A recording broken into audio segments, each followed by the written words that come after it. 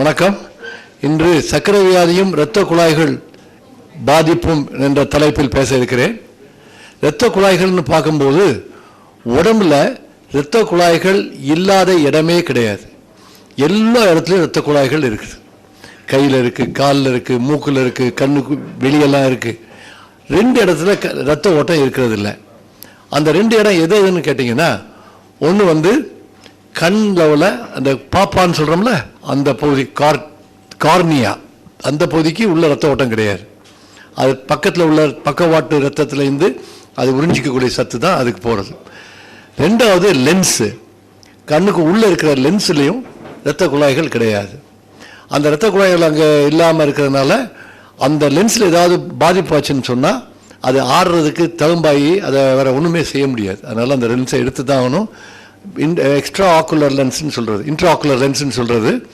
அந்த மாதிரி லென்ஸை நம்ம தனியாக எடுத்து வச்சுக்கிறது தான் வழி, வேறு வழி இல்லை. 3வது நெகத்துலேயும் நெகம் ப்ராப்பர் ரத்த ஓட்டம் கிடையாது.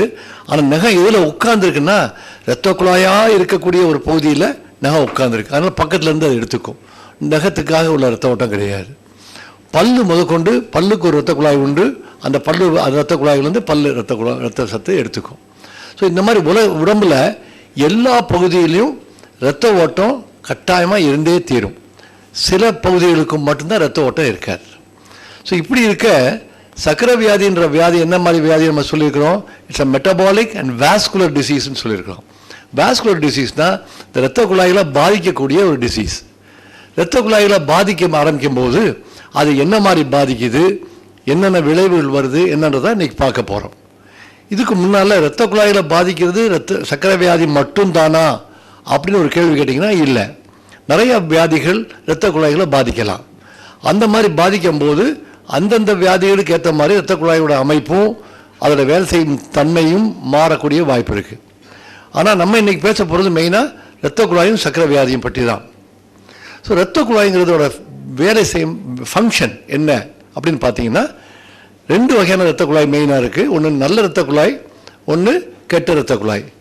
இந்த நல்ல இரத்த குழாய் என்ன பண்ணுதுன்னா, அயோட்டான்னு சொல்லக்கூடிய மெயின் இருதயத்திலேருந்து வரக்கூடிய இரத்த குழாயிலேருந்து கிளைகளாக பிரிஞ்சு ஒவ்வொரு தசையையும் தாராளமாக பரவி அது ஒவ்வொன்றுக்கும் இரத்த சத்து, ஆக்சிஜன் சத்து, பொருள்கள், அந்த புரோட்டீனு, கார்போஹைட்ரேட், ஃபேட் எல்லாத்தையும் கொடுத்து போகிறது தான் நல்ல இரத்த குழாயோட ஃபங்க்ஷன். கெட்ட இரத்த குழாய் என்ன செய்யுதுன்னா, அந்த இடத்துலேருந்து ஆரம்பிக்குது. தசையிலேருந்து ஆரம்பித்து அது சின்ன சின்ன இரத்த குழாயாக ஆகி அப்புறம் பெரிய இரத்த குழாயாகி இருதயத்தில் வலது பக்கத்தில் போய் சேருது. அந்த வலது பக்கத்தில் போய் சேர்ந்தோடனே அந்த இரத்த குழாயிலேருந்து இன்னொரு இரத்த குழாய் நுரையீரலுக்கு போய் அந்த இரத்தத்தை சுத்திகரிக்குது, ஆக்சிஜனேட் பண்ணுது.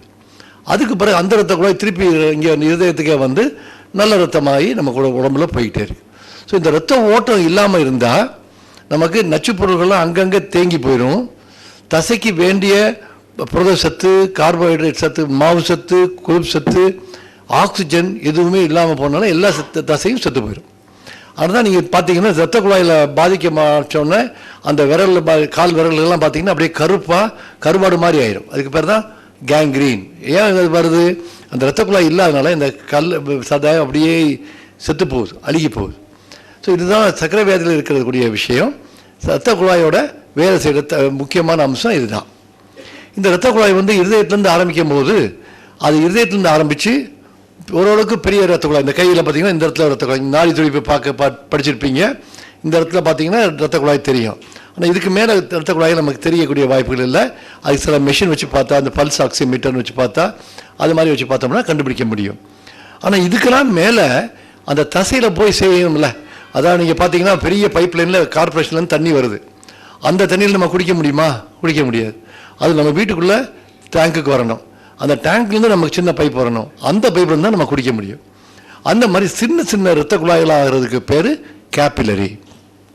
இது ஒரு சின்ன படம் வரைஞ்சி காட்டுறேன், உங்களுக்கு புரியும்.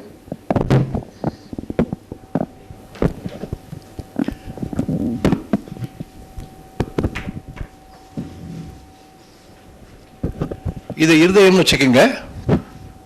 இந்த இருதயத்திலிருந்து வரக்கூடிய நல்ல இரத்த குழாய், அயோட்டான்ற இரத்த குழாய். இந்த அயோட்டாங்கிற இரத்த குழாய் இப்படி வளைஞ்சு ஒவ்வொரு கிளையாக பிரியுது. மூளைக்கு போகிறது, கழுத்துக்கு பக்கம் போகிறது, கைக்கு போகிறது, இப்படி பிரிஞ்சு கடைசியில் காலுக்கிட்ட வருது. வயிற்று வழியாக வந்து 2 காலுக்கும் 2 பக்கமாக பிரிஞ்சு ஒவ்வொரு காலுக்கும் மெயின் இரத்த குழாயாகி அது பிறகு சின்ன சின்ன குழாய் ஆகுது. இதான் மெயின் நல்ல இரத்த குழாயோட பிளான். இந்த இரத்த குழாயானது இப்படி வரும்போது இந்த இரத்த குழாய் இப்படியே வந்து நம்ம சப்ளை பண்ண முடியாது. அதனால் இது என்ன ஆகுதுன்னா கேபிலரி அப்படின்னு ஃபார்ம் ஆகுது. கேபிலரிங்கிறது சின்ன சின்ன இரத்த குழாய்கள்.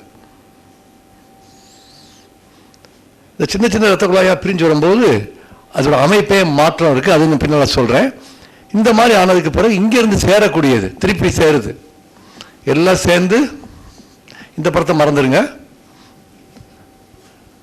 இப்படி வரும்போது வெனியூல்னு பேர் இதுக்கு.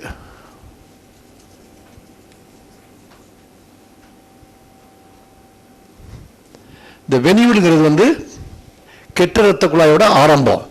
இந்த மாதிரி ஆயிரக்கணக்கான கெட்ட இரத்த குழாயில் வந்து பெரிய கெட்ட இரத்த குழாயாகி அது வந்து காலிலேருந்து 2 வரும், கையிலேருந்து 2 வரும், தலையிலேருந்து கொஞ்சம் வரும். இதெல்லாம் சேர்ந்து வலது பக்கத்தில் இருதயத்துக்கு போய் சேரும். இதுதான் வெயின். இந்த இடத்துக்கு பேர் ஆர்டீரியோல். இதுக்கு பேர் வெனியூல். இதுக்கு பேர் தான் கேபிலரி. தேங்க்யூ. இந்த இடத்துல தான் இந்த ஆக்சிஜனேஷன் எல்லாம் நடக்குது. ஏன்னா இந்த இரத்த குழாய் வந்து ரொம்ப மெல்லிசாடு மயிரிழையில் இருக்கிற இரத்த குழாய். அந்த மாதிரி இருக்கும்போது அந்த ஆக்சிஜனேஷன்லாம் ஆக்சிஜன் வெளியே வரும், தசைக்கு நச்சு பொருள்கள்லாம் இரத்த குழாய்க்குள்ள ஏறிக்கும், அதெல்லாம் இங்கே வெளியே வந்துடும். ஒன் வே டைரக்ஷன் தான். இதுக்கு பேர் தான் கேபிலரி. இதுதான் தசையில் ஒவ்வொரு தசையில் டிஷ்யூ அணுக்களில் இருந்து அது அங்கே நல்ல பொருள்கள்லாம் கொடுக்கும். புரோட்டீனை கொடுக்கும், கார்போஹைட்ரேட் கொடுக்கும், ஃபேட் கொடுக்கும், ஆக்சிஜன் கொடுக்கும். அப்புறம் நச்சு பொருள்கள் எல்லாத்தையும் திருப்பி வாங்கி கெட்ட இரத்த குழாய் வழியாக உண்டாகுது. இதான் இரத்த குழாயோட மெயின் ஃபங்க்ஷன். அடுத்து நீங்கள் தெரிஞ்சுக்க வேண்டியது இரத்த குழாயோட அமைப்பு என்ன. அமைப்பில் பார்த்தீங்கன்னா 3 லேயர் இருக்கு. அப்போ tunica intima, tunica media, tunica அட்வென்டிஷா. நீங்கள் பேர் ஞாபகம் வச்சுக்க வேண்டாம். பட் என்னென்னா ஒரு இரத்த குழாய்ங்கிறது வந்து இப்படி இருக்குன்னா இந்த இரத்த குழாய்க்கு 3 லேயர்னு ஞாபகம் வச்சுக்கோங்க. ஒரு லேயர் வந்து மெல்லீஸாக இருக்கக்கூடிய ஒரு லேயரு. அதுக்கு பிறகு இதுக்கு மேலே கொஞ்சம் திக்காக இருக்கக்கூடிய தசைகள், மசில் எல்லாம் இருக்குதுல்ல, மசில்லாம் இருக்குது. அதுக்கு மேலே இருக்கிறது இன்னொரு கவரிங், ஒரு திக்காக ஒரு நார் மாதிரி மேலெல்லாம் ஒவ்வொரு இரத்த குழாய் மேலேயும் மூடி இருக்கு. ஸோ இந்த இரத்த குழாய்க்கோட எபிலிட்டி என்னென்னா இந்த இருதயத்திலேருந்து தள்ளக்கூடிய ப்ரெஷர் இருக்குல்ல, அந்த ப்ரெஷரையும் அது வந்து தாங்கிக்கணும், இல்லைன்னா பிடிச்சிடும்ல. அதனால தான் இந்த தசை இருக்குது. அதுக்கு வெளியே ஒரு தோல் மாதிரி, திக்கான தோல் மாதிரி, நம்ம இந்த மாதிரி இருக்கக்கூடிய அமைப்பினால தான் இந்த இரத்த குழாயானது இந்த ப்ரெஷரை, இருதயத்திலேருந்து வரக்கூடிய ப்ரெஷரை தாங்குது. இப்போ இதை ஒவ்வொன்றும் நினச்சி பார்த்தோம்னா என்னென்னா இதுக்கு பேர் பேஸ்மெண்ட் மெம்பரேன். பேஸ்மெண்ட் மெம்பரேனுக்கு ஒரு தோல். நம்ம முட்டையை உரிச்சிங்கன்னா அவிச்ச முட்டையை அந்த ஓட்டுக்கும் முட்டைக்கு அடியில் ஒரு தோல் வருது இல்லை, அந்த மாதிரி இருக்கும் அது பேஸ்மெண்ட் மெம்பரேன். இந்த பேஸ்மெண்ட் மெம்பரேன் மேலே ஒரு அணுக்களாக ஒட்டி வச்சிருக்கும். இந்த அணுக்களுக்கு பேர் எண்டோதீலியம். இந்த எண்டோதீலியம்ங்கிறது ரொம்ப முக்கியமான அணுக்கள் செல். இந்த செல்லு தான் இந்த இரத்த குழாயை பாதுகாக்கும். எப்படி பாதுகாக்கும்னா முதல்ல வந்து அந்த இரத்த குழாய்க்கு இருக்கே, அந்த இரத்த குழாய்க்குடைய நைட்ரிக் ஆக்சைடுன்னு ஒன்று உண்டாக்கும். அந்த நைட்ரிக் ஆக்சைடு உண்டாக்குறது தான் இரத்த குழாயை விரிஞ்சு கொடுக்க வைக்கும், இல்லை சுருக்க வச்சுக்கும். ரெண்டாவது இந்த நான் இங்கே சொன்னேன்ல அந்த கேபிலரியில், அந்த கேபிலரியில் இந்த எண்டோதீலியமும் இந்த பேஸ்மெண்ட் மெம்பரேன் 2 தான் இருக்கும். ஒரு சின்ன மெல்லிசான டியூப். அதனால் இதில் தான் அந்த நச்சு பொருள்கள்லாம் இப்படி வெளியே வரணும், இரத்த குழாய்க்குள்ளே வரும். ஆக்சிஜன்னு மற்ற சத்து பொருள்கள்லாம் தசைக்குள்ளே போய் தான் தசை. இதெல்லாம் தசை. இந்த மாதிரி போகக்கூடியதுக்கு இந்த எண்டோதீலியம்ங்கிறது ரொம்ப முக்கியமான அம்சம். அது வந்து எதை உள்ளே விடணுமோ அதை உள்ளே விடும், எதை வெளியே விடணுமோ அதை வெளியே விடும். எல்லாத்தையும் வடிகட்டிடக்கூடாது. இப்போ பார்த்தீங்கன்னா ஒரு வாட்ச்மேன் வச்சுருக்கோம், லேடிஸ் ஹாஸ்டல் வாட்ச்மேன் வச்சுக்கோங்க. அவர் என்ன பண்ணணும், அவர் கரெக்டாக டைம் வரைக்கும் பார்த்து வரவங்க போகிறவங்களெல்லாம் பார்க்கணும், ஆம்பளைங்க அவசியம் போகக்கூடாதுன்னு இருக்கணும். ஆனால் அதே நேரத்தில் ஒரு டீன், ஒரு அத்தாரிட்டி ஒருத்தர் வந்தாருன்னா அவருக்கு இதுக்காக திறந்து விடணும். அந்த மாதிரி யோசித்து செய்யக்கூடியவர் தான் லேடிஸ் ஹாஸ்டல் வாட்ச்மேன். அந்த மாதிரி இருக்கிறது தான் இது. வேண்டியதை வெளியே அனுப்பணும், சிலதை உள்ளே எடுத்துக்கணும். ஆனால் இது செய்யக்கூடாததை செய்யக்கூடாது. சர்க்கரை வியாதியில் இந்த அணுக்கள் கெட்டு போகுது, அதை நம்ம பின்னால் பார்ப்போம். இந்த மாதிரி இருக்க எண்டோத்தீலியம் அந்த இரத்த குழாயை சுருங்கவும் இரத்த குழாயை விரிக்கவும் அதுக்கு எபிலிட்டி இருக்குது. ஆனால் இது ரொம்ப மெல்லிஸ் டியூபாக இருக்கிறதுனால இது மாத்திரம் பார்த்திங்கன்னா வெறும் மெல்லிஸ் டியூப். இதுக்கு கீழே இந்த தசையில் மசில் இருக்குது. மசில்னா தசை. ஆனால் அந்த தசைக்கு பேர் ஸ்மூத் மசில்னு பேர். ஸ்மூத் மசில்ங்கிறது அந்த இரத்த குழாய்க்கு மேலே உள்ள இன்னொரு ப்ரொடெக்ஷன். இல்லைன்னா என்ன ஆயிரும், நம்ம சைக்கிள் டியூப் பார்த்திங்கன்னா அது வீங்கி போகிற மாதிரி இந்த டியூப் வீங்கி போயிடும். அப்படி வீங்கி போகாமல் இருக்கிறது தான் அந்த மசில் இருக்குது. மசில் இருக்கும்போது அதுக்கு ஸ்ட்ரென்த் அப்படி ஹோல்டு பண்ணி பிடிச்சிக்கும். இந்த மசிலும் ரொம்ப என்ன இருக்கும்னா, இந்த நைட்ரிக் ஆக்சைடு வந்தால் மசில் ரிலாக்ஸ் பண்ணி பெருசாக்கியும், நைட்ரிக் ஆக்சைடு இல்லையா அவசியமாக சுருங்கி பிடிக்கும். அதில் சுருங்கக்கூடிய விரியக்கூடிய தன்மை இருக்குது. இந்த விரியக்கூடிய சுருங்கக்கூடிய தன்மை இருந்துச்சுன்னா இரத்த குழாய் வெடிக்காது. ஆனால் வயசானவொடனே சர்க்கரை வியாதியிலையும் என்ன ஆயிடுது, இந்த விரிவின் தன்மை இருக்கே அது குறைஞ்சி போயிடுது. குறைஞ்சி போனால் அது இரத்த குழாய் என்ன பண்ணாலும் இப்படி தான் இருப்பேன்னு சொல்லுது. அப்போ ப்ரெஷர் ஜாஸ்தி இருந்தால் என்ன ஆயிடுது, டப்புன்னு வெடிச்சிருது. இதுதான் மூளையில் இரத்த குழாயில் வெடிக்கிறது, பக்கவாதம், மாரடைப்பு போன்ற பிரச்சனைகள் வர்றதுக்கு ஒரு காரணம். இதுக்கு வெளியே இருக்கிறது ஃபைப்ரஸ் டிஷ்யூ. ஃபைப்ரஸ் டிஷ்யூங்கிறது இந்த இரத்த குழாயை அப்படியே ஒரு ஷீட் வச்சு நல்லா டைட்டாக தச்சு வச்ச மாதிரி. இது என்ன பண்ணணும்னா இதுக்கு வேலை வெளியெல்லாம் விரிக்க முடியாது, அவ்வளோதான். ஆனால் அது பாதுகாத்துக்கும். இந்த மூணு உரை ஆக்சுவலாக பார்த்துக்கிட்டிங்கன்னா 3 லேயர். அந்த 3 லேயரும் இருக்கக்கூடியது மெயின் இரத்த குழாய். இந்த கையில் பார்த்தது, கழுத்துக்கு போகிறது, இதெல்லாம் அந்த மாதிரி இருக்குது. ஆனால் அந்த கேப்பிலரி லெவல் போனோன்னே, அந்த கேப்பிலரி லெவலுக்கு போனோடனே இந்த ஒரு எண்டோத்தீலியமும் இந்த ஒரு லேயர் இந்த பேஸ்மெண்ட் மெம்பரேன்ற ஒரு மெம்பரேன் தான் அச்சீவாக போகுது. அதனால தான் அந்த இடத்துலலாம் நம்ம பாதிப்பு சீக்கிரமாக சர்க்கரை வியாதியில் தெரிஞ்சிருது. பார்த்தீங்கன்னா இந்த இதுதான் கண்ணில் இருக்குது, ரெட்டினாவில் இருக்குது. அந்த கேப்லரி தான் கிட்னியில் இருக்குது. அந்த கேப்லரி கொஞ்சம் இருதயத்துலேயும் இருக்குது. அந்த கேப்லரி கொஞ்சம் நரம்புலேயும் இருக்குது. அதெல்லாம் சர்க்கரை வியாதியில் கெட்டு போகுது. ஸோ இப்போ முதல்ல இரத்த குழாயோட ஃபங்க்ஷன் பார்த்தோம். அடுத்தது இரத்த குழாயோட அமைப்பை பார்த்தோம். எந்த நேரத்தில் இதெல்லாம் கெட்டு போகுதுன்றதை ரஃபாக தெரிஞ்சுக்கிட்டோம். அடுத்தாப்புல என்னென்ன கண்டிஷனில் இரத்த குழாய் பாதிக்கலாம். முக்கியமாக பார்த்தீங்கன்னா சர்க்கரை வியாதியில் பாதிக்கும். ஏன்னா சர்க்கரை வியாதி ஒரு இரத்த குழாயை பாதிக்கக்கூடிய ஒரு வியாதி. அடுத்தது டிபி வியாதி. டிபி வியாதியிலையும் இந்த இரத்த குழாய்கள் பாதிக்கப்பட்டுச்சுன்னா இந்த இரத்த குழாயெல்லாம் அப்படியே சுருங்கி போய் நிற்கும். அப்போ சரியாக இரத்த ஓட்டம் இருக்காது, பாதிப்பு அதிகமாகும். மூணாவது டைஃபாய்டு வியாதின்னு பார்த்துருப்பீங்க. அந்த டைஃபாய்டு வியாதியிலும் வரலாம். பட் இப்போ டைஃபாய்டே ரொம்ப குறைஞ்சி போச்சு, யாருமே பார்க்குறது இல்லை. அதெல்லாம் அதை பற்றி நம்ம நினைக்க வேண்டாம், நம்ம மறந்துடுங்க. இது போக தான் ஏம கோளாறுன்னு நம்ம சொல்கிறோம், ஆட்டோ இம்யூன் டிசீஸ். இந்த ஆட்டோ இம்யூன் டிசீஸ்ங்கிறது நம்முடைய உறுப்புகளுக்கே நம்முடைய வெள்ளை அணுக்கள் போய் பாதிப்பு உண்டாக்குறதுனால வரக்கூடிய பாதிப்பு.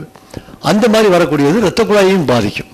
அந்த இரத்த குழாயை பாதிக்கும் போது அந்த இரத்த குழாயானது பாதித்த உடனே அந்த இரத்த ஓட்டம் சரியா இல்லாமல் போயிடுறதுனால அந்தந்த ஆர்கன் பாதிக்கப்படும். இது பெண்களுக்கு ரொம்ப ஜாஸ்தி வரும். ஆண்களை விட இந்த மாதிரி உள்ள பாதிப்பு SLEன்னு சொல்லுவோம். அந்த மாதிரி இருக்க கண்டிஷன் பெண்களுக்கு அதிகமாக வரும் ஆண்களோட. ஸோ இந்த வியாதிகள் போக அத்ரோஸ்க்ளரோசிஸ்ன்றது மெயினாக ஹார்ட் அட்டாக்லாம் சொல்கிறோமே, அதை உண்டாக்கக்கூடிய அந்த கண்டிஷன். இதுக்கு கொலஸ்ட்ரால் முக்கியமான காரணம். ஸோ இந்த 4 முக்கியமான விஷயங்களில் டைஃபாய்டும் மறந்துடலாம், இந்த ஏம கோளாறையும் மறந்துடலாம். இப்போ ரொம்ப முக்கியம் இல்லை. சர்க்கரை வியாதியில் என்ன நடக்குது, அந்த அத்ரோஸ்க்ளரோசிஸ் அதாவது இரத்த குழாயில் அடைப்பு எப்படி உண்டாகுது அப்படின்றத பார்க்க போகிறோம்.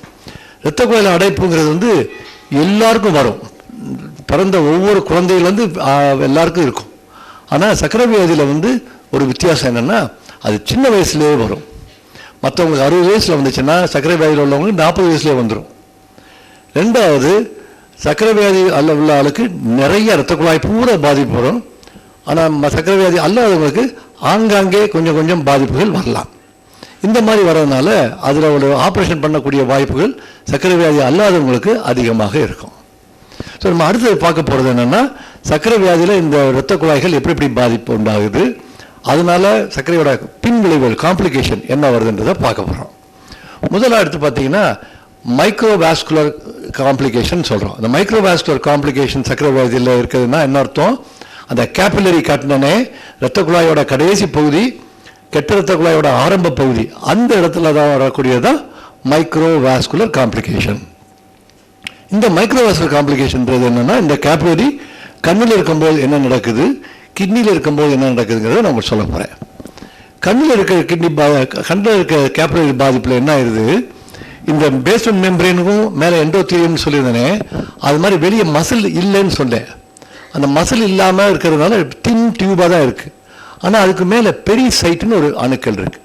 அது பெரிசைட்டுங்கிறது வந்து மசிலுக்கு பதிலாக கடவுள் கொடுத்துருக்கிற ஒரு அணுக்கள். அது வந்து இரத்த குழாய்க்கு மேல் பகுதியில், அது வந்து வெளிப்பகுதியில் அதை கவர் பண்ணிக்கிறதுக்காக கொடுத்துருக்கிறது. உள் பக்கத்தில் எண்டோத்தீலியம் ஃபுல்லாக எல்லா பக்கமும், நடுவில் பேஸ்மெண்ட் மெம்பரேன், அதுக்கு வெளியே பெரிசைட். இந்த மாதிரி 3 இருக்குது. நம்ம சாண்ட்விச் மாதிரி, ரொட்டியில் சாண்ட்விச் சாப்பிட்ருப்பீங்க, நடுவில் ஜாம் தடவி இந்த பக்கம் ரொட்டி அந்த பக்கம் ரொட்டி சாப்பிட்ருக்கீங்களா? அந்த மாதிரி தான் நடுவில் இருக்கிறது பேஸ்மெண்ட் மெம்பரேன், அந்த பக்கத்தில் இருக்க வெளிப்பக்கம் இருக்கிறது பெரிசைட்டு, உள் பக்கத்தில் இருக்கிறது பேர் எண்டோத்தீலியம். இதில் சர்க்கரை வியாதியில் கண் பாதிப்பில் என்ன ஆகுதுன்னா, அந்த பெரிசைட்டெல்லாம் போயிடுது, ஓடி போயிடுது, மறைஞ்சு போயிடுது.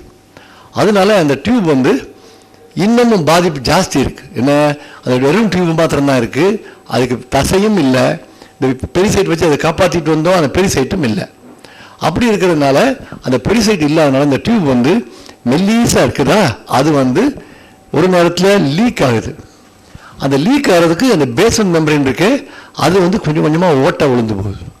அந்த ஓட்டையும் பெருசாகிடுது. அப்போ என்ன ஆகுது, ரத்தத்திலேருந்து எதெல்லாம் போகணுமோ அது மாத்திரம்தான் அலோவ் பண்ணணும், எதெல்லாம் போகக்கூடாதோ அதை அலோவ் பண்ணக்கூடாது எண்டோத்தீலியம்னு சொல்லியிருந்தேன். இந்த இடத்துல அந்த பேஸ்மெண்ட் மெம்பரேன் சரியில்லை, அந்த எண்டோத்தீலியமும் சரியில்லை. அதனால கண்ணில் இரத்த குழாயிலேருந்து இரத்த கசிவு கண்ணுக்குள்ளே இறங்கிடுது. அந்த இரத்த கசிவு வரும்போது இரத்த அணுக்கள் வராட்டா கூட அந்த புரத சத்து வருது, மற்றும் சில சத்துகள் வந்தது வெளியவே தங்கிடுது, தண்ணி சத்து மாத்திரம் உள்ளே போயிடுது. அதனால வரக்கூடிய விளைவுகளும் கொஞ்சம் பிரச்சனைகள். அதுக்கு பேர் எக்ஸுடேஷன் சொல்கிறோம். இதுக்கு மேலே அந்த டியூப் என்னாவது நம்ம மெல்லிசாவே இருக்கிறதுனால சில இடத்துல அடைப்பு உண்டாயிருது. அந்த அடைப்பு உண்டாகிறதுக்கு இந்த பகுதி சர்க்கரைனால வரக்கூடியதில் இந்த ரெட் பிளட் கார்பசல்னு படிச்சிருப்பீங்க. ரெட் பிளட் கார்பசல், சிவப்பு அணுக்கள், அது நார்மலாக என்ன பண்ணணும்னு கேட்டிங்கன்னா, அதில் மாறி அந்த சின்ன இரத்த குழாய்க்குள்ளே அப்படி போய் அப்புறம் திருப்பி பழைய உருவம் எடுத்துக்கும். இதுதான் நார்மலாக இருக்கக்கூடிய இரத்த அணுக்களோட ஃபங்க்ஷன். ஆனால் சர்க்கரை வியாதியில் என்ன ஆகுது, இந்த இரத்த அணுக்கள் வந்து அதுக்கு உருமாறக்கூடிய எபிலிட்டி போயிடுது, ஸ்டிஃப் ஆயிடுது. ஸ்டிஃப் ஆர்பிசின்னு பேர். இந்த ஸ்டிஃபாக இருக்கிற ஆர்பிசிக்கு அந்த ரெட் சிவப்பணுக்களுக்கு அந்த இரத்த குழாய்க்குள்ளே போய் உள்ள மாட்டிக்குது. மெல்லிஸ் இரத்த குழாய், அதில் போய் இரத்த அணுக்களே போய் மாட்டிக்குது. எந்த இரத்த அணுக்கள் உள்ளே போய் உதவி செய்யணுமோ அந்த இரத்த அணுக்கள் உள்ளே போய் பிளாக் பண்ணிக்குது. ரத்தம் வரலான்னு என்ன செய்யும், கண்ணில் உள்ள ரெட்டினா, ஐயோ எனக்கு ரத்தம் வரல, எனக்கு சாப்பாடு கிடைக்கல அப்படின்னு சொல்லும்ல. இதுக்கு வந்து நம்ம இந்த வாயால் சொல்கிறோம், இந்த மாதிரி கெமிக்கலாகவே அது பேசுது. அதுக்கு பேர் தான் எண்டோத்தீலியல் growth ஃபேக்டர். அதை நினச்சிக்குது, ஐயோ நமக்கு ரத்த ஓட்டமே இல்லையே, என்ன செய்ய ஒரு கெமிக்கலை ரிலீஸ் பண்ணுது. அந்த கெமிக்கலை ரிலீஸ் பண்ணுறதுக்கு பேர் எண்டோத்தீலியல் growth ஃபேக்டர். அந்த growth ஃபேக்டர் வந்த உடனே என்ன ஆகுது, இந்த இரத்த குழாயிலேருந்து ஒரு நம்ம செடி வச்சோம்னா அங்கேருந்து ஒரு இது வரும், துளிர் வரும்ல, அந்த மாதிரி துளிர் மாதிரி அந்த இரத்த குழாயிலேருந்து ஒரு புது இரத்த குழாய் உண்டாகுது. ஆனால் அது ரொம்ப வேகமாக உண்டாகுது, திடீர்னு உண்டாகுது. அதனால என்ன ஆயிடுது, அந்த பேஸ்மெண்ட் மெம்பரேன் டியூப் மாத்திரம் இருக்கு, உள்ளே அணுக்கள் காணும், வெளியே அணுக்கள் காணும். அப்போ என்ன ஆகுது, அந்த டியூப் ரொம்ப மெல்லிசா இருக்கு. அந்த மெல்லிசான டியூப் கண்ணுக்குள்ள இருக்கு, ரெட்டினால இருக்கிறது லேசாக ப்ரெஷர் கூட வந்தோடனே டப்புன்னு வெடிச்சிடுது. உடனே ரத்த கசிவு. சில சமயத்தில் அந்த இது வீக்காக இருக்குது. நம்ம சைக்கிள் டியூப் பார்த்தீங்கன்னா பலூன் மாதிரி வீங்கி இருக்கும். இப்போ சைக்கிள் டியூப் பார்த்துருக்கீங்களா, அந்த மாதிரி இந்த இரத்த குழாயானது வீங்கி போயிடுது. இந்த வீங்கி போன உடனே அடுத்தாப்புல அது உடஞ்சிடுது. ஸோ இரத்த கசிவு, இரத்த குழாய் வீக்கம், இரத்த குழாய் வெடிப்பு, இதை 3 வர்றது கண்ணில். இதே கேபிலரி கிட்னியில் இருக்கும்போது என்ன பண்ணுதுன்னு கேட்டிங்கன்னா, கிட்னியில் முக்கியமான ஃபங்க்ஷன் என்ன பண்ணணும், அந்த யூரியா சத்து, கிரியாட்டினின் சத்து, மற்ற நச்சு பொருள்கள் எல்லாத்தையும் கிட்னியில் ஒரு வடிகட்டி, சலடை வடிகட்டி மாதிரி அதை வடிகட்டணும். எது, இதே கேபிலரி. அதில் வெளியே லீக் ஆகிறது எல்லாத்தையும் பிடிச்சி அதுதான் ஃபார்ம் ஆகி யூரின் உண்டாகுது. அப்படி உண்டாகிற இடத்துல இந்த ஃபில்டர் நார்மலாக இருந்தால் எது ஃபில்டர் பண்ணணுமோ அதை மாத்திரம் ஃபில்டர் பண்ணுவோம், எதை ஃபில்டர் பண்ணக்கூடாதோ அதெல்லாம் கீழே போயிடும். இதான் நார்மல். ஆனால் சர்க்கரை வியாதியில் வரும்போது என்ன ஆகுதுன்னா இந்த பேஸ்மெண்ட் மெம்பரேன் விலகிடுது, நாராக இருக்கிற மெம்பரேன் விலகிடுது, உள்ள ஓட்டைகள் பெருசாகிடுது. பெருசானோடனே சும்மா போயிட்டு இருக்க வேண்டிய புரத சத்து அது வழியாக வருது. அந்த புரத சத்து அது வழியாக லீக் ஆகும்போது தான் யூரினில் புரத சத்து இருக்குது, உங்கள் கிட்னி பாதிப்போட ஆரம்ப ஸ்டேஜ் அப்படின்னு நம்ம சொல்கிறோம். ஸோ கிட்னியில் வரக்கூடிய மெயினாக அந்த கேப்பிலரியில் அந்த டியூப்பில் லீக் ஆகுது. அந்த லீக் வந்து எதெல்லாம் ஆகக்கூடாதோ அதெல்லாம் லீக் ஆகி அதெல்லாம் புரோட்டீன்லாம் யூரினில் புரத சத்து நிறையா வருது. ஆனால் வெளியே வர வேண்டிய யூரியாவை கிரியாட்டின் அந்த கிட்னிக்கு பிரித்து அனுப்ப முடியலை. அதில் யூரியா கிரியாட்டின் ரத்தத்திலேயே ஓடிக்கிட்டே இருக்கு. அப்படி இருக்கும்போது அந்த இரத்த குழாயில் அந்த நபருக்கு யூரியா சத்து அதிகமாக இருக்குது, கிரியாட்டின் சத்து அதிகமாக இருக்குது, நீரில் பார்த்தா புரோட்டீன் சத்து அதிகமாக இருக்குது. இதுதான் சர்க்கரை வியாதியில் வரக்கூடிய இரத்த குழாய் பாதிப்பு கிட்னியை பொறுத்த வரைக்கும். அடுத்தது ஹார்ட்டில் என்ன நடக்குதுன்னு கேட்டிங்கன்னா, இதே லீக் ஆகிறது இருதய தசையில் போய் அடைச்சிக்குது. அந்த தசையில் போய் இருக்கும்போது இந்த புண்ணு ஆறுமில்ல, பார்த்தீங்கன்னா ஒரு தழும்பு இருக்கும், பார்த்தீங்கன்னா ஒரு அடிப்பட்டால் ஒரு தழும்பு வருது இல்லை, அந்த மாதிரி தழும்பு மாதிரி இந்த இரத்த கசிவு ஏற்பட்ட இடத்துல அப்படி சுருங்கி அந்த இருதயம் அப்படி சரியாக்குது சந்தோஷமாக இருந்தால் கூட கடைசியில் இருதயம் என்ன பண்ணணும், நல்ல ரத்தம் வரும்போது நல்லா விரியணும், அப்புறம் நல்லா அமுக்கி பம்ப் பண்ணணும், பம்ப் மோட்டார் செட்டு மாதிரி. ஆனால் இப்போ என்ன ஆகி போச்சு, இருதயத்தில் உள்ள இரத்த குழாய் இந்த இரத்த கசிவு இருந்ததுனால அந்த பகுதி அந்தந்த பகுதியாக சின்ன சின்ன துளியாக அந்த இருதயம் ஸ்டிஃப் ஆயிடுது, அதில் விரியத்தன்மை குறைஞ்சி போகுது. இதுக்கு பேர் தான் ஹார்ட் ஃபெயிலியர்னு பேர். இந்த ஹார்ட் ஃபெயிலியரில் இந்த சர்க்கரை வியாதி பேஷண்ட்டுக்கு மாரடைப்பு போன்ற வியாதிகள் வராமலே வரக்கூடிய ஹார்ட் ஃபெயிலியர். ஸோ இதுதான் ஹார்ட் தசையில் பண்ணக்கூடிய பாதிப்பு. இந்த மாதிரி நரம்பில் பாதிப்பு வரும்போது நரம்புக்குன்னு ஒரு இரத்த குழாய் இருக்குது, அப்புறம் வேசா நர்வோரம்னு பேர். ஒரு நரம்பு போச்சுன்னா அந்த நரம்பு கூடவே ஒரு இரத்த குழாய் ஓடும். அந்த இரத்த குழாய் என்ன பண்ணும், அந்த நரம்புக்கு எல்லா பகுதியிலும் ரத்தம் சப்ளை பண்ணிகிட்டே இருக்கும். அந்த இரத்த குழாய் இந்த மாதிரி அடப்படும் போது அந்த நரம்பு ஒரு செக்மெண்ட் ஒரு பகுதி இரத்த ஓட்டம் இல்லாமல் அது மாத்திரம் வேலை செய்யாது. இதனால தான் காலில் மதமதப்பு வரக்கூடியது. அந்த மதமதப்புக்கு இந்த நேரத்தில் நரம்பு வெட்டின மாதிரி ஆயிடுச்சு, ரத்த ஓட்டம் இல்லை, அது வேலை செய்யலை. அதனால அந்த நரம்பு கண்டக்ஷன் இங்கேருந்து வரக்கூடிய அறிகுறிகளை மேலே மூளைக்கு கொண்டு போக முடியலை, அதனால மதமதப்பு தெரிய வருது. இதுதான் சர்க்கரை வியாதியில் வரக்கூடிய ஐ காம்ப்ளிகேஷன், கிட்னி காம்ப்ளிகேஷன், ஹார்ட்டில் வரக்கூடிய ஒரு விதமான காம்ப்ளிகேஷன், நரம்பு காம்ப்ளிகேஷன். இந்த மாதிரி காம்ப்ளிகேஷன் போது இந்த தசைக்கு வரக்கூடிய நரம்பு ஓட்டம் இருக்கு, அந்த நரம்பு ஓட்டம் பாதிக்கும் போது அவங்க உட்காந்து எந்திரிக்க முடியாது, அது கையை வச்சு ஊனி தான் எந்திரிக்கணும். தானாக உட்காந்து ஒரு வெளிக்கு இருந்துட்டு கூட எந்திரிக்கும் போது அதுக்கு பலம் இருக்காது தசையில், அதுக்கும் இது ஒரு காரணமாக இருக்கும். அதுக்கு பேர் ஏமேட்ரோஃபின்னு சொல்கிறோம். இந்த காம்ப்ளிகேஷன்லாம் போக இன்னொரு முக்கியமான காம்ப்ளிகேஷன் இரத்த குழாய் அடப்பு, அத்ரோஸ்க்ளரோசிஸ். இது அத்ரோஸ்க்ளரோசிஸ்ங்கிறது எல்லாருக்கும் நடக்கக்கூடியது, சின்ன வயசு பிள்ளையிலேருந்து வயசானவங்க வரைக்கும். அப்படியே ஆரம்பித்து கொஞ்சம் கொஞ்சமாக அது அடைக்குது. சிம்பிள் வேர்ட்ஸில் சொல்ல போனோம்னா உள்ளே நம்ம ஹோஸ் பைப்லாம் பார்த்தீங்கன்னா உள்ளே பாசி பிடிச்சிருக்கும், பார்த்துருக்கீங்களா? அந்த மாதிரி பாசி பிடிக்கிற மாதிரி இந்த கொலஸ்ட்ரால் படிஞ்சு இந்த இரத்த குழாய் இவ்வளோ பெரிய இரத்த குழாய் இருக்கிறது சுருங்கி போயிடுது. இதுதான் அத்ரோஸ்க்ளரோசிஸ். அது எப்படி வருதுன்றதை உங்களுக்கு காட்டுறேன். அது ஒரு கதை மாதிரி. எப்படின்னு கேட்டிங்கன்னா, இந்த கொலஸ்ட்ரால்ன்றது நம்ம என்ன செய்யுதுன்றது உங்களுக்கு தெரியணும். முதலாக இந்த கொலஸ்ட்ரால் நம்ம சாப்பிட்றதுல கொலஸ்ட்ரால் இருக்குது, ஈரல்லேருந்து கொலஸ்ட்ரால் ரத்தத்தில் கலக்குது. ஆக மொத்தம் ரத்தத்தில் கொலஸ்ட்ரால் நிறையா ஓடிக்கிட்டே இருக்குது. கொலஸ்ட்ரால்ங்கிறது ஒரு துளியாக உள்ள ஒரு கொழுப்பு சத்து, அதுக்கு மேல் பகுதியில் ப்ரோட்டீன் கவர் பண்ணுறதுனால அப்படி ரத்தத்தில் ஓடிக்கிட்டே இருக்குது. இந்த கொலஸ்ட்ரால் ஏன் ஓடணும்னு கேட்டிங்கன்னா, சில அணுக்களுக்கு ரொம்ப முக்கியம். ரெண்டாவது இந்த கொழுப்பு சத்து ஸ்டோர் ஆகுது ஃபேட்டில், இந்த இடுப்பில், இங்கே மார்பகத்தில், இந்த பின்பகத்தில், இதெல்லாம் அந்த கொலஸ்ட்ரால் போய் அந்த ஃபேட் டெப்போ அடிப்போஸ் டிஷ்யூன்னு சொல்கிறோம், அது மேலே போய் எல்லாத்தையும் படிஞ்சுக்கும். அந்த மாதிரி படிஞ்சுக்கிறதுனால நமக்கு அந்த கான்டூர் ஷேப்பு குளிர் தாங்கிறதுக்கு எல்லாத்துக்கும் அது உதவியாக இருக்குது. அது மட்டும் இல்லாமல் இந்த கொலஸ்ட்ரால்லேருந்து தான் இந்த எண்டோக்ரைன் ஆர்கன்ஸ், தைராய்டு, பிட்யூட்ரி, இந்த அட்ரினல் கிளாண்டு, இந்த மாதிரி எல்லாத்துக்கும் இந்த கொலஸ்ட்ராலை எடுத்து இந்த கொலஸ்ட்ரால்லேருந்து ப்ராசஸ் பண்ணி தான் அந்த ஹார்மோன் உண்டாகுது. ஆனால் அந்த ஆர்கனெல்லாம் அந்த கொலஸ்ட்ராலை எடுத்துக்கும். மூணாவது இந்த கொலஸ்ட்ரால் வச்சு தான் இந்த ஒவ்வொரு அணுக்களும் செல் வால், அதோட வால் இருக்க அதை சரி பண்ணிக்கும். இப்போ நம்ம வீட்டுக்கு செவரு காம்பவுண்ட் செவரு உடஞ்சிருந்துச்சுன்னா நம்ம சரி பண்ணுறோம்ல, அது மாதிரி இந்த கொலஸ்ட்ராலை வச்சு தான் அந்த செவரு கட்டி அந்தந்த செல் சந்தோஷமாக வாழும். இது நார்மல். ஆனால் இதே கொலஸ்ட்ரால் ரொம்ப அதிகமாக இருக்கும்போது, ஈரல்லேருந்து நிறையா வந்தாலோ நம்ம சாப்பிட்றதுனால அதிகமாக வந்தாலோ, இந்த கொலஸ்ட்ரால் அதிகமாக போயிட்டு இருக்கும்போது இந்த கொலஸ்ட்ராலை கட்டுப்படுத்துறதுக்கு கடவுள் ஒரு வழி பண்ணியிருக்காரு. என்ன வழின்னா, இந்த கொலஸ்ட்ராலை இந்த லிவர் பக்கம் போகும்போது லிவர்லேருந்து அந்த கொலஸ்ட்ராலை உள்ளே இழுத்துக்கும், ஒவ்வொரு அணுக்களாக உள்ளே இழுத்துக்கும். அதை இழுத்து என்ன பண்ணுது, பித்தப்பையில் கொண்டு வந்து சேர்த்து பித்தமாக்கி குடலில் வந்து சேர்த்து விட்டுரும். அப்போ குடலில் போய் மோஷனில் போயிடும். அதான் மோஷன் மஞ்சளாக இருப்பதுக்கு காரணம் பைல். இந்த மாதிரி செய்கிறது வந்து நார்மலாக நடந்துட்டு இருக்கு. இப்போ மிஸ்டேக்காக இருக்கும்போது, அதிகமான கொலஸ்ட்ரால் இருக்கும்போது என்ன ஆகுதுன்னா, இந்த லிவரால் அந்த அளவுக்கு எடுக்க முடியல. ஸோ இன்னும் கொஞ்சம் சுற்றிக்கிட்டே இருக்குது. உடனே ரொம்ப சுற்றுதுன்னு அதை குறைக்கிறதுக்காக என்ன கடவுள் படைப்பு என்னன்னா, வெள்ளை அணுக்கள். இந்த வெள்ளை அணுக்கள் என்ன செய்யணும், அனாவசியமாக சுற்றுற கொலஸ்ட்ராலா இந்த வா டபக்குன்னு பிடிச்சி அதை முழுங்கி அது வந்து அதை செரித்து அது செல்வாலெல்லாம் சரி பண்ணி அது நல்லா வாழணும்.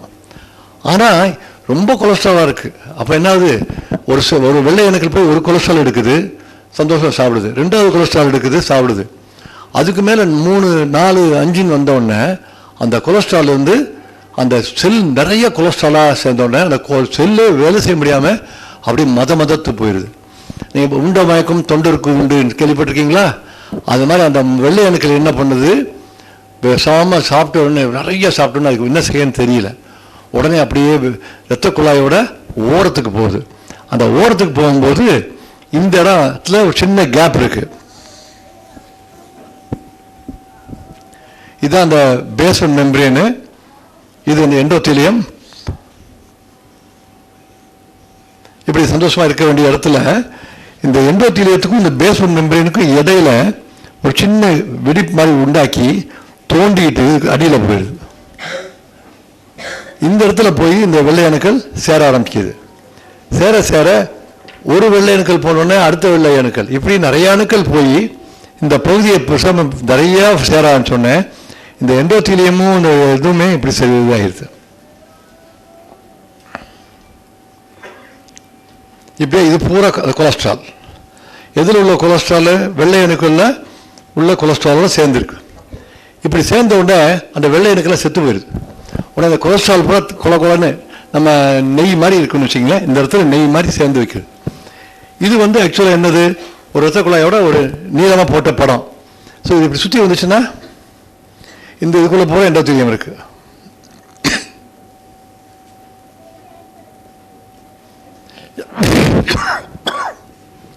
இதான் இரத்த குழாய். இந்த இரத்த குழாயில் இந்த கொலஸ்ட்ரால் போய் தள்ளிட்டே வருது. இந்த லெவலுக்கு தள்ளுது, இன்னும் கொஞ்சம் தள்ளுது. அப்புறம் என்ன ஆகுது, இங்கேருந்து வெடிச்சிருது. வெடிச்ச உடனே இந்த கொலஸ்ட்ரால் எல்லாம் வெளியே கொட்டுது. இந்த வெளியே திடீர்னு கொட்டின அன்னைக்கு இந்த கொரோனரி ஆர்டரி, இருதயத்துக்கு போகக்கூடிய இரத்த குழாய் இருக்கும்போது அங்கே அந்த மாரடைப்பு உள்ள அறிகுறிகள் வரலாம். நெஞ்சு வலி, திடீர்னு மூச்சு முட்டுற மாதிரி இருக்கிறது, இந்த மாதிரி வரலாம். அந்த மாதிரி வந்த உடனே அவருக்கு ஹார்ட் அட்டாக்கு நெருங்கி போறாரு. இந்த மாதிரி இங்கே ஒரு ஓட்டை இருக்கு. இந்த ஓட்டை இருந்தோடனே என்ன ஆகுதுன்னா, இந்த ஓட்டை வழியாக இது மாதிரி வருதுன்னு கடவுளோட இதை பாதுகாக்கிறதுக்குன்னு ஒரு அணுக்கள் இருக்கு, அதுக்கு பேர் பிளேட்லெட். அந்த பிளேட்லெட்டுங்கிறது சின்ன சின்ன பந்து மாதிரி இருக்கும். அந்த பந்து மாதிரி இருக்கிறது என்ன பண்ணுது, நான் ஒன்னோட ஒன்று சேர்ந்து ஆகா ஓட்டை இருக்க அடைப்போம்னு சொல்லி இந்த இடத்துல பூரா அடைக்கிது இந்த ஓட்டையை. ஆனால் அடைச்சது என்ன ஆகுது, இதோடு அடைச்ச நிற்காம அப்படியே கூட சேர்ந்து கடைசியில் இரத்த குழாயவே அடைச்சிருது. இதுதான் மாரடைப்பு. அதனால் எங்கே கொலஸ்ட்ரால் அதிகமாக இருந்து அது ஈரலுக்குள்ளே போகாமல் வெள்ளை அணுக்களுக்குள்ள அதிகமாக போய் வெள்ளை அணுக்களை வேலை செய்கிறதையும் கெடுத்து, வெள்ளை அணுக்கள் போய் இரத்த குழாய்க்கு அடியில் போய் படுத்து அது செத்து போய் அது அப்படியே அந்த நெய் மாதிரி இருக்கிறது வெளியே வந்து உடஞ்சி ஓப்பன் ஆகி அந்த ஓட்டைகளை அடைக்கிறது தான் பிளேட்லெட். இந்த மாதிரி நடக்கிறது தான் அத்ரோஸ்க்ளீரோசிஸ்னு பேர். இந்த அத்ரோஸ்க்ளீரோசிஸ் வராமல் தடுக்கிறதுக்கு தான் நம்ம என்ன செய்கிறோம், ஒழுங்காக எக்ஸசைஸ் பண்ணணும், ஒழுங்காக கொலஸ்ட்ரால் அதிகமான சாப்பாடு சாப்பிடக்கூடாது, சர்க்கரையை கண்ட்ரோலில் வச்சுக்கணும், தைராய்டு வியாதி எது இருந்தால் அதையும் கண்ட்ரோல் பண்ணி வச்சுக்கணும்னு சொல்கிறோம். இந்த அவ்வளவு செய்யும்போது நம்ம சிகரெட் குடிக்கக்கூடாது, அது உடல் பருமனாக இருக்கக்கூடாது, எக்ஸசைஸ் பண்ணாமல் சோம்பி இருக்கக்கூடாது. இதெல்லாம் முக்கியமான விஷயங்கள். இதெல்லாத்தையும் நம்ம செய்யாமல் இருக்கும்போது நம்முடைய பரம்பரை வியாதியாக இருக்கக்கூடிய இந்த மாதிரி உள்ள வியாதியும் இரத்த குழாயில் தாக்கலாம். அப்படி இரத்த குழாயில் தாக்கும்போது அது மூளைக்கு போகிற இரத்த குழாயை தாக்குனா பக்கவாதம், இதயத்துக்கு போகிற இரத்த குழாயை தாக்குனா ஹார்ட் அட்டாக்கு, அதே இது கால் இரத்த குழாய்க்கு தாக்குச்சு விரல் பால் போச்சுன்னா கேங்க்ரீன். இதுதான் சர்க்கரை வியாதியில் இந்த இரத்த குழாய் செய்கிற பெரிய மேஜர் பாதிப்பு. அதனால் நம்ம அத்தெரோஸ்க்ளரோசிஸ் தடுக்கணும். இந்த மற்றபடி இருக்கக்கூடிய சின்ன சின்ன இரத்த குழாயை காப்பாற்றணும். சர்க்கரை வியாதியில் இதெல்லாம் போய் எல்லா இடத்துலையும் பாதிப்பாகுது. என்ன பாதுகாப்பு முறை நம்ம செய்யணும்? நான் அத்தெரோஸ்க்ளரோசிஸ் சரி பண்ணுறதுக்கு சொன்ன மாதிரி ஒழுங்கான எக்ஸசைஸு, ஒழுங்கான டயட்டு, தாக்கம் ஸ்ட்ரெஸ் ரொம்ப இல்லாமல் இருக்கணும். அது பிறகு நம்ம மாடிஃபைபிள் ஃபேக்டர்ஸ், சிகரெட் குடிக்கிறது போன்றவையை தவிர்க்கணும். ஒழுங்காக எக்ஸசைஸ் பண்ணணும். ஸோ இதெல்லாம் பண்ணோம்னா அந்த அத்தெரோஸ்க்ளரோசிஸை ஓரளவுக்கு குறைக்க முடியும். இந்த சின்ன சின்ன இரத்த குழாய் பாதித்து கண் பாதிப்பு, கிட்னி பாதிப்பு, அதனால வரக்கூடிய ஹார்ட்டு, நுரையீரல், இது நரம்பு பாதிப்பு எல்லாம் வருது தடுக்கிறதுக்கு சர்க்கரை வியாதியை ஒழுங்காக முதல் நாள்லேருந்து கண்ட்ரோல் பண்ணணும். அந்த முதல் நாள்லேருந்து கண்ட்ரோல் பண்ணும்போது அந்த பேஸ்மெண்ட் மெம்பரின் நல்லா இருக்குது, அந்த எண்டோத்தீரியம் நல்லா இருக்குது. ஆகையினால நமக்கு அந்தந்த கிட்னியோ அந்தந்த ரெட்டினாவோ அந்த இடத்துல உள்ள சின்ன இரத்த குழாய்கள் நல்லா ஓடுது. ரெண்டாவது நான் சொன்னேன், அந்த சிவப்பு இரத்த அணுக்கள்லேருந்து அது உருமாறி அந்த ஒல்லி டியூப் வழியாக போகணும், அப்புறம் திருப்பி நார்மலாக சைஸுக்கு வந்துடும். இந்த மாதிரி மாறக்கூடிய தன்மை டிஃபார்மபிலிட்டின்னு பேர் இருக்கு. இந்த மாறக்கூடிய தன்மை இருக்கே, அது சர்க்கரை வியாதி ரொம்ப நாளாக இருந்து கண்ட்ரோல் சரியில்லாமல் இருந்துச்சுன்னா அந்த இரத்த அணுக்கள்லாம் ஸ்டிஃபாக பந்தாயிரும். அப்போ அதுக்கு இந்த ஓட்ட வழியாக போக முடியாது. அதனால் முதல்லேருந்து சர்க்கரை வியாதி கண்ட்ரோல் பண்ணி வச்சுருந்தோம்னா அந்த இரத்த அணுக்களும் நல்லா சாஃப்டாகி அந்த ஓட்ட வழியாக போய் அடுத்த பக்கம் வந்தோன்னா பெருசாகிக்கும். இந்த மாதிரி செய்யும்போது அந்த ஒவ்வொரு இரத்த குழாய்க்கும் கடைசி வரைக்கும் அந்த இரத்த குழாய் அணுக்கள் போகும், ஆக்சிஜன் கொடுக்கும், கிட்ட நச்சு பொருள்கள்லாம் எடுத்துரும். அந்த ரெட்டினா நல்லாயிருக்கும், கிட்னி நல்லாயிருக்கும், ஹார்ட்டு நல்லாயிருக்கும், நரம்பு நல்லாயிருக்கும். ஸோ சர்க்கரை வியாதியை நல்லா கண்ட்ரோல் பண்ணுறதும் மற்றபடி உள்ள லைஃப் ஸ்டைல் மாடிஃபிகேஷன் பண்ணும்போது இந்த இரத்த குழாய் பாதிப்பை ஓரளவுக்கு கட்டுப்படுத்தலாம். இந்த மாதிரி கட்டுப்படுத்திட்டு வரும்போது ஹார்ட் அட்டாக்கு, பக்கவாதம், கால் விரல் பாதிப்பு, கிட்னி பாதிப்பு, கண் பாதிப்பு, ஒரு வகையான நரம்பு பாதிப்பு அவ்வளோதையும் தடுக்க முடியும். இது அவ்வளோ நல்லா தெரிஞ்சுக்கிட்டிங்கன்னா ஒழுங்கான எக்ஸசைஸு மற்ற சொல்லக்கூடிய எல்லாத்தையும் கடைபிடிச்சு வரும்போது சர்க்கரை கண்ட்ரோலையும் சரியாக வச்சிங்கன்னா நிச்சயமாக இந்த மாதிரி வியாதிகளில் பின் விளைவு வராமல் தடுத்துக்கலான்ற கூறி விடைபெறுகிறேன். நன்றி, வணக்கம்.